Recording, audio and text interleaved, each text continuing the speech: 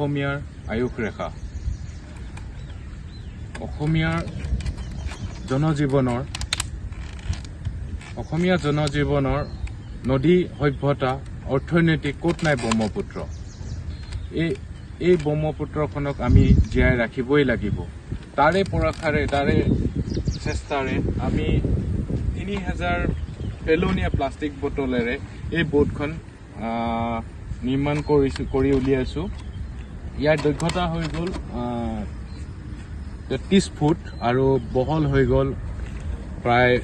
5 foot আৰু ইয়াত 3000 bottle লাগিছে আৰু আমি এই প্ৰচেষ্টা চলাই আছোঁ যোৱা 5 বছৰে আমি এই প্ৰচেষ্টাৰে চলাই আহিছোঁ ক্ষুদ্ৰতম প্ৰচেষ্টা আমাৰ যে কি ব্ৰহ্মপুত্ৰখন প্ৰদূষণ মুক্ত কৰাৰ এই প্ৰদূষণ মুক্ত কৰাৰ আমাৰ লক্ষ্য 2021 চনৰ পৰা আমি লক্ষ্য ৰাখি লৈছোঁ ব্ৰহ্মপুত্ৰখন প্ৰতি বছৰে আমি যি সৰু সৰু ব্ৰহ্মপুত্ৰৰ মাজত থকা চাপৰি জনশূন্য তাত কোনো সমাগম নাই জনজীৱনৰ মানুহৰ কোনো সমাগম নাই তাত দেখোঁ আমি তাৰ চাইডে চাইডে বহুত প্লাষ্টিক বটল পেলনীয়া প্লাষ্টিক বটল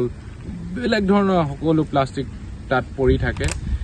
এই দেখিয়ে আমি এটা প্ৰচেষ্টা ল'লোঁ 21 চনৰ পৰা যে কি আমি সৰু সৰু যিবোৰ নদীৰ মাজত জনশূন্য জেগাত আমি প্লাষ্টিকখিনি প্ৰদূষণ মুক্ত কৰা যিহেতু জুনৰ 1 তাৰিখে আমি এই যাত্ৰা আৰম্ভ কৰিম এই যাত্ৰাত মোৰ লগত 3জন সতীৰ্থ থাকিব আৰু এইটো 13 দিনীয়া যাত্ৰা হ'ব যাত্ৰাৰ আমি সকলো অসমবাসীৰ ৰাইজক আমাৰ সহায় সহযোগিতা কামনা কৰিছোঁ যিহেতু আমি এইটো প্লাষ্টিক মুক্ত ব্ৰহ্মপুত্ৰ এটাৰ প্ৰয়াসেৰে আজি যোৱা 4 বছৰে কাম কৰি আছোঁ ইয়াত আমি অকলেই কৰি আছোঁ কিন্তু আমি সকলো অসমবাসী ৰাইজক সহায় বিচাৰিছোঁ ডিব্ৰুগড়ত যিহেতু আমি 1 তাৰিখে এটা প্ৰগ্ৰেম ৰাখিছোঁ মোৰ লগত বিভিন্ন ধৰণৰ ক্লাব আমাৰ টুৰ অপাৰেটৰ এছ'চিয়েশ্যন সকলোৱে সহযোগ কৰিম বুলি মোক কথা দিছে আমাৰ HSFC ফুটবল যিটো এটা ক্লাব আছে তেখেতলোকেও সহযোগ কৰিবলৈ মোক কথা দিছে 1 তাৰিখে আমি বগীবিলখন চফা কৰাৰ